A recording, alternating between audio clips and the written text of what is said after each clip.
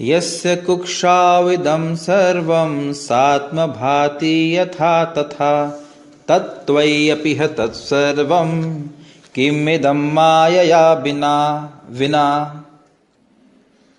तो ये बता रहे हैं यस्य कुक्षाओ, कुक्षा मतलब गर्भ, इदम सर्वम सात्म भाति यथा।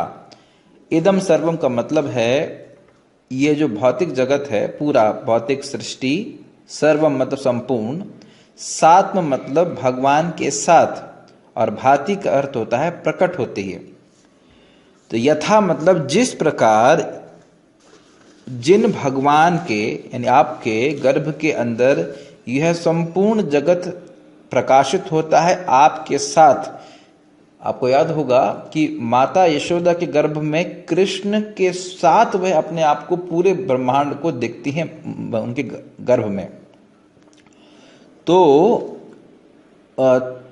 त्वयि का अर्थ है आपके ही अंदर, उसी प्रकार से, तथा, तथा शब्द दूसरी लाइन में आ रहा है, उसी प्रकार से इह अर्थात बाह्य रूप से दृश्यमान ये जगत, अपि इह उसी प्रकार से, तत्सर्वम उसी प्रकार से ये पूरा संपूर्ण जो जगत है जो बाह्य रूप से दिखाई पड़ रहा है, वह सर्वम वह भी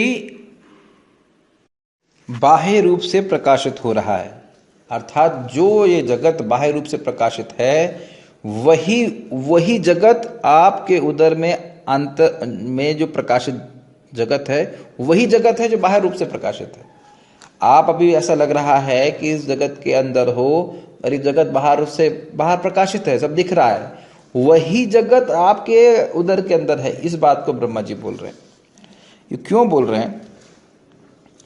क्योंकि एक प्रश्न किया जा सकता था कि इस बाह्य जगत का प्रतिबिंब ही भगवान के उदर में दिखाई पड़ रहा है। तो व्यक्ति तो फिर ये उसका उत्तर देते हुए कहते हैं कि यदि वह प्रतिबिंब होता, यानी कि जो बाह्य जगत है जो भगवान के जठर के बाहर दिख रहा है, अगर उसका प्रतिबिंब आंतरिक जगत होता तो प्रतिबिंब तो उल्टा दिखना चाहिए। और जैसे एक दर्पण में कुछ प्रतिबिंब दिखता है किसी वस्तु का, लेकिन दर्पण में दर्पण का प्रतिबिंब नहीं दिखता। मैं फिर से रिपीट कर रहा हूं, ये बहुत सूक्ष्म पॉइंट है। एक दर्पण में एक वस्तु का प्रतिबिंब दिखता है, लेकिन उस दर्पण में दर्पण का प्रतिबिंब नहीं दिखता। तो अगर भगवान को की उपमा एक दर्पण से की जाए और अगर व्यक्ति बोले कि बाह्य जगत का प्रतिबिंब भगवान के गर्भ में दिख रहा है, तो ये कैसे होगा कि भगवान स्वयं अपने गर्भ में दिख रहे हैं?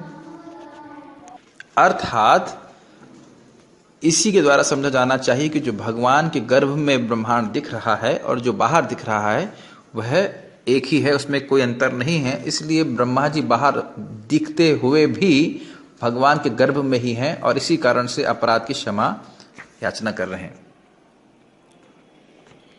अब अगर कोई प्रश्न करे कि ऐसा कैसे संभव हुआ, ऐसा कैसे हो पा रहा है, तो कह रहे हैं किमिदम माया बिना, अर्थात यह आपकी माया वैभव ही है। आपकी माया के बिना ये संभव कैसे हो सकता है? आप किमिदम माया बिना, आपकी माया के द्वारा ये सब कुछ संभव हुआ है। अब इसका प्रमाण क्या है? वो कह रहे हैं इस विषय में आपकी जननी का अनुभव यानी माता यशोदा का अनुभव और ब्रह्मा जी का अनुभव प्रमाण है।